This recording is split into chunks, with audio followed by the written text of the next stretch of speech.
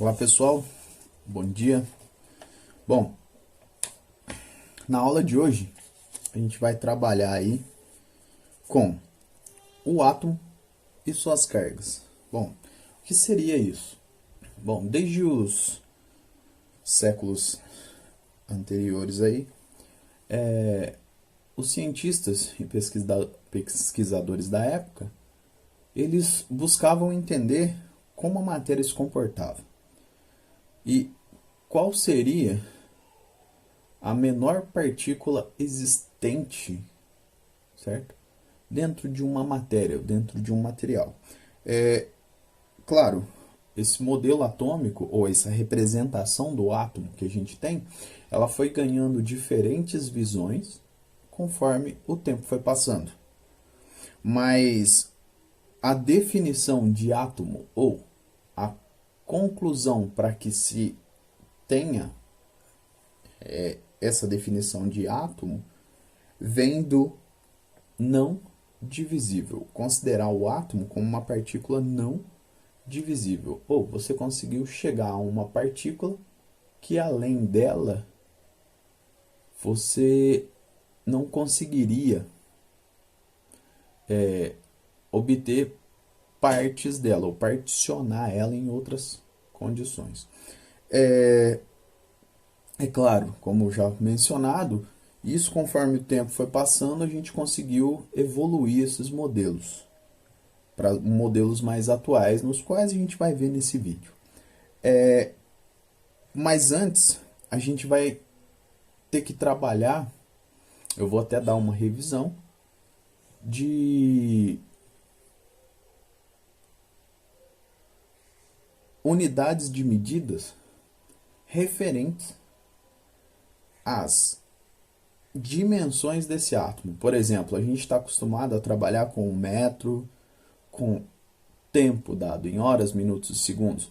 Já essas unidades de medidas referentes aos átomos e suas cargas, elas são unidades de medidas muito pequenas. Sendo assim, vamos ter que trabalhar com essas unidades de medidas já menores. Bom, eu tenho aqui uma tabela. Peço que vocês deem um pause no vídeo aí, anotem essa tabela, porque ela vai ser de grande valor para a gente poder trabalhar essas unidades de medidas e suas definições aí, conforme o nosso vídeo. Bom, se você analisar aqui nessa unidade de medida, eu tenho para a distância, eu vou ter unidade de metro, ou comprimento que a gente fala. Então, quais são os derivados de metro? Decímetro, centímetro, milímetro, micrômetro, nanômetro, etc. Outros derivados, porém, para valores superiores: decâmetro, hectômetro, quilômetro, que seria, por exemplo, 1000 metros daria 1 quilômetro, megametro, gigametro e terametro. Isso aí são representações quando você utiliza valores muito grandes de distância. A gente vai trabalhar nesse vídeo para valores muito pequenos, porque são considerados partículas que são praticamente invisíveis ao olho nu, que a gente fala. A gente sempre vai precisar de um instrumento, que no caso seria um microscópio, para poder ver essas partículas nas dimensões que elas existem.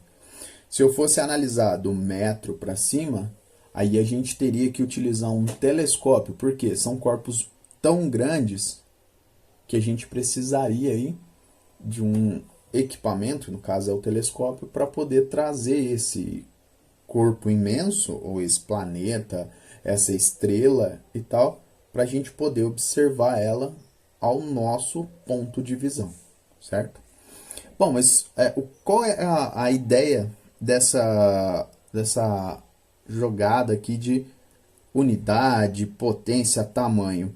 Se você analisar, O metro ele está representado por 10 com potência 0. Se eu pegar o decímetro, 10 com potência menos 1. O centímetro, 10 com potência menos 2. Milímetro, 10 com potência menos 3. Eu não estou entendendo. O que seria isso? Bom, o que seria isso é como se eu pegasse a minha unidade fundamental, eu ou multiplicasse por 10 ou dividisse por 10. Vamos supor, eu quero um decímetro, então eu pego o metro e divido por 10. O resultado dessa divisão eu vou ter em decímetros. Ah, mas e se eu quiser centímetro? Você pega e divide por 10, duas vezes. Então, por que que é menos 2 aqui no expoente? Porque eu peguei, dividi por 10 uma vez, dividi por 10 outra vez. Então, são duas vezes por 10, por isso que eu tenho menos 2 aqui. Ah, se eu quero milímetro, divido por 10 três vezes. Então, vamos lá. Ó. Dividir por 10 uma vez, dividir por 10 duas vezes, dividir por 10 três vezes. Aqui dá menos 3. Menos 3 quer dizer o quê? Dividir por 10 três vezes. Ah, Ronaldo, e se eu quiser ir para valores maiores que o metro? Então, vamos lá, para decâmetro, certo? O que que eu fiz? Multipliquei por 10. Hectômetro, multiplico por 10 novamente. Quilômetro, multiplico por 10 novamente. Se a gente for pegar, o que que seria 1 quilômetro? Não seria 1000 metros? Então, põe 1 e adiciona 3 zeros na frente. Você vai ter 1000 metros, certo? E isso também serve para os derivados superiores ou inferiores. Isso aí vai depender do tipo de unidade que você vai trabalhar. Geralmente, a gente trabalha com as unidades de 10 a menos 6, onde eu vou ter que dividir por 10 6 vezes. Divide, divide, divide, divide, divide, divide, até chegar no 6. E 9, eu vou ter que dividir por 10 9 vezes, obtendo aí o meu valor. Certo? Então, por que que eu estou trabalhando com essas unidades? Devido às dimensões do meu átomo, que como elas são muito pequenas, a gente vai ter que trabalhar com essas unidades. Então, lembre-se, de novo, só recapitulando aqui, se eu tiver valores menores, eu tenho que analisar a potência que eu tenho. Essa potência ela é representada pelo valor em caixa alta acompanhado da base 10 aqui. Se for menos 1, divido uma vez. Se for menos 2, divido duas vezes por 10. Se for menos 3, eu vou dividir por 10 três vezes. 1, 2, 3. Agora, se a caixa alta for positiva, ou se o valor do expoente aqui, que está em caixa alta, for positivo, exemplo, 1, eu vou multiplicar por 10. Se for 2, eu vou multiplicar por 10 duas vezes, vezes 10, vezes 10. Se for o 3 no lugar do expoente, então eu vou ter que multiplicar por 10 três vezes. 1, 2, 3. Até eu obter o resultado. E assim, você vai obter essa mesma condição para massa, que no caso o derivado é grama. A gente pode chegar a quilograma, pode chegar a miligrama, fazendo todo esse processo. Por isso que eu peço que vocês analisem e anotem essa tabela. Bom, tá. Por que que eu estou falando dessa potência de base 10? Porque praticamente a gente vai usar duas condições. Eu tenho aqui dois exemplos com multiplicação e divisão, onde é o assunto que a gente vai trabalhar melhor aqui no nosso vídeo, mais fácil falar. O que quer dizer isso? Bom, eu tenho aqui, primeiro, para multiplicação. Eu estou multiplicando dois valores com a base 10. Aqui está 10 elevado a 5 e aqui está 10 elevado a 2. Tá, mas eu não sei como fazer essa multiplicação. Então, eu vou te explicar para quando você for fazer os exercícios, você tiver mais facilidade em compreender como funciona a multiplicação de base de potência de base 10 e a divisão de potência de base 10. Então, vamos pegar aqui, ó, 5 vezes 10 elevado à quinta. Tudo isso multiplicado por 7 vezes 10 elevado ao quadrado, certo? Lembre-se que eu coloquei os parênteses aqui para você não confundir as multiplicações. O que está dentro do parênteses, de um lado é uma coisa e depois do outro lado aqui é outra coisa, no qual a gente vai multiplicar tudo. Primeira situação que eu vou ter que fazer, eu pego o 5 e o 7. E eu sei, quanto que é 5 vezes 7? 5 vezes 7 vai dar 35. Tudo bem? E agora eu vou pegar o 10 elevado à quinta e o 10 elevado ao quadrado e eu vou representar ele aqui do outro lado. Como que eu vou fazer isso? Vai dar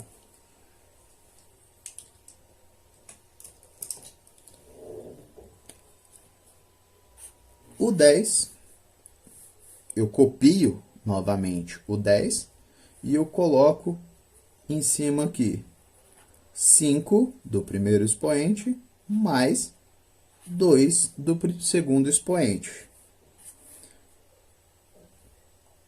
Certo?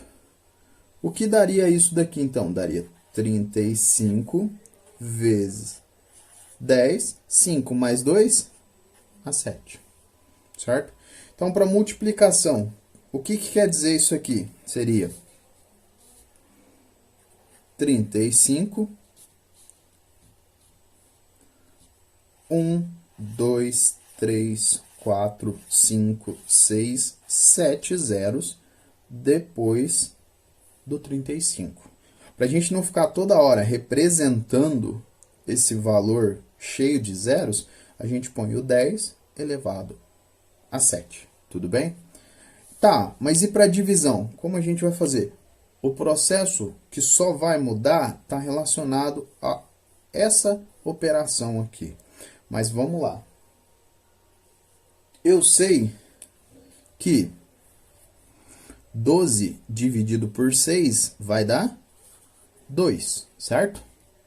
A gente sabe claramente aí na tabuada comum ou tradicional que a gente fala, que 12 dividido por 6 dá 2.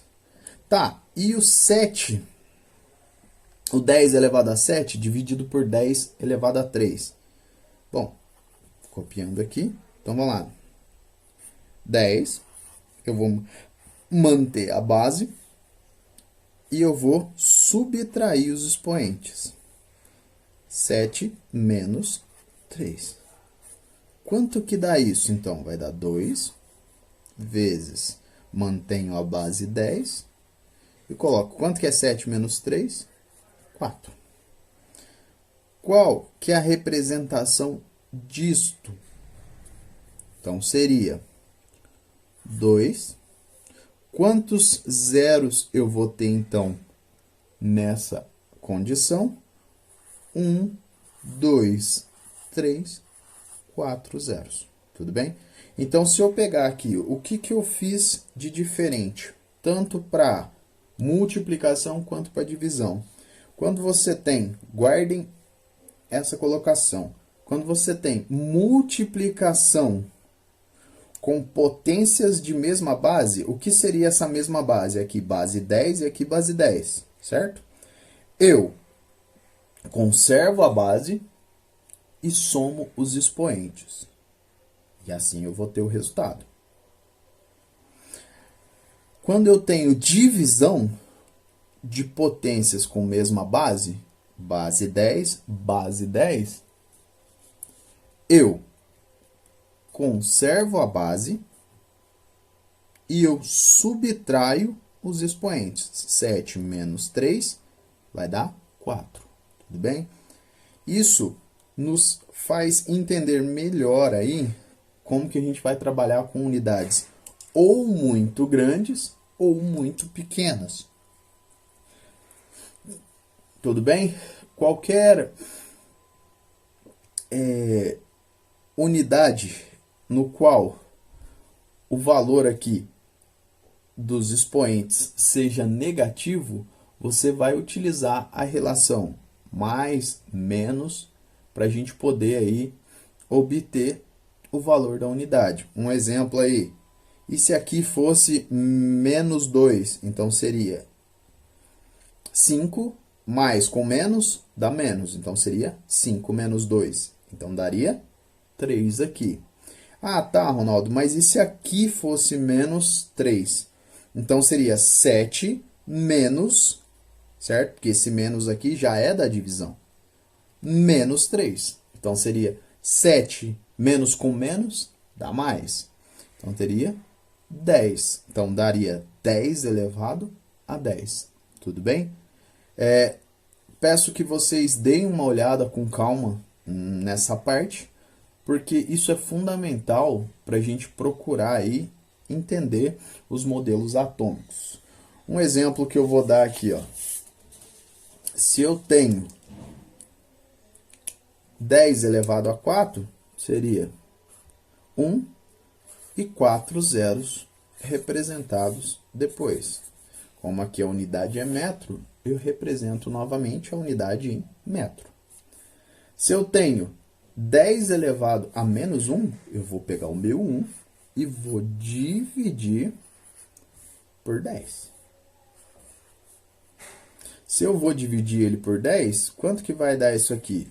Vamos fazer a conta. 1 dividido por 10, eu não consigo dividir. Então, eu coloco 0, adiciono um 0. Certo? 10 agora dá para dividir por 10. Então, isso aqui vai dar 10 dividido por 10, 1. 1 vezes 10, 10. Para 10, 0. Então, qual seria o meu resultado aqui? 0,1 metro. Certo? Então, essa é a diferença entre a potência estar positiva ou negativa. Então, peço a atenção de todos vocês aí para poder trabalhar com potências de base 10, utilizando aí multiplicação, divisão, ordem dessas grandezas e tudo mais. Bom, entendido isso, a gente vai partir para os modelos atômicos. Como eu falei no início do vídeo, os modelos atômicos eles são muito estudados aí desde 1808, que foi apresentado o primeiro modelo por Dalton. É considerado a bola de bilhar, né? Que a gente vê aí, que é uma esfera muito densa, possuindo aí carga negativa e positiva em seu meio, onde a carga positiva era considerada a maior parte no seu centro e na sua superfície existiam cargas negativas aí orbitando. Em 1904, Thomson, um pesquisador da época, apresentou já um modelo considerado como pudim de passas, onde você tinha uma carga positiva apresentada no centro e a carga negativa em pontos específicos aqui, como se fosse passas em um bolo, por exemplo. Ou, se a gente fosse pegar hoje um exemplo atual, seria como se fosse um panetone, onde o centro seria a carga positiva e aquelas frutas cristalizadas fossem as cargas negativas espalhadas aí ao seu redor. Bom, enfim, em 1911, Rutherford, que foi um cientista da época, já apresentou um modelo onde já era visto como modelo planetário, onde você tinha órbitas e essas cargas orbitavam essas órbitas. Mas quem seriam essas cargas? Como isso funcionava, né? A gente vai ver isso já futuramente.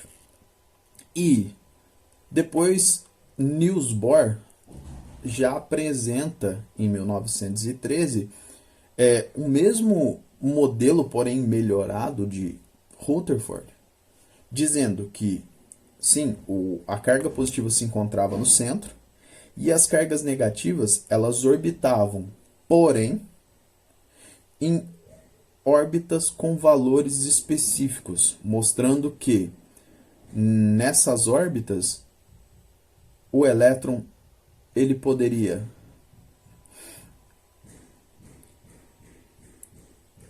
se manter sem ganhar ou perder energia. Como que ele poderia ganhar ou perder energia? Utilizando um fator externo. Por exemplo, um estímulo externo que faria com que ele transicionasse de uma órbita mais externa para uma órbita mais interna. Porém, essa transição ela só ocorre quando o elétron, no caso, que seria essa carga laranja, ele recebesse uma energia externa ao átomo. E, por último, e o modelo mais apresentado e estudado atualmente é considerado o modelo da nuvem eletrônica, proposto em 1924 por Schrödinger, ou Schrödinger, como o pessoal menciona aí, certo? Tá, mas eu falei dos átomos, da evolução dele, mas o que é composto? O que seria essa carga positiva? Bom, a carga positiva e a carga negativa. A carga negativa eu posso considerar aqui como sendo os elétrons. Esses elétrons, eles são cargas que orbitam ali o núcleo, e esse núcleo ele é composto por prótons e nêutrons. O que seria isso então? Bom, meus elétrons, no caso dos átomos, eles têm a carga de menos 1,6 vezes 10 a menos 19 coulombs, ou unidade de carga, coulomb. Por que coulomb? O cara, ou o cientista que a gente percebeu que estudou essa unidade de carga, recebeu aí como gratificação que a unidade ia levar o seu sobrenome. Prótons. O que seriam os prótons aí? Seriam as cargas positivas. Eu peço para vocês analisarem muito bem o que é negativo e o que é positivo. Isso vai fazer toda a diferença quando você for estudar. Então, os prótons seriam as cargas positivas existentes. Bom, pessoal, essa é a primeira parte do vídeo e eu vou mandar um segundo vídeo no canal, continuando aí a nossa aula.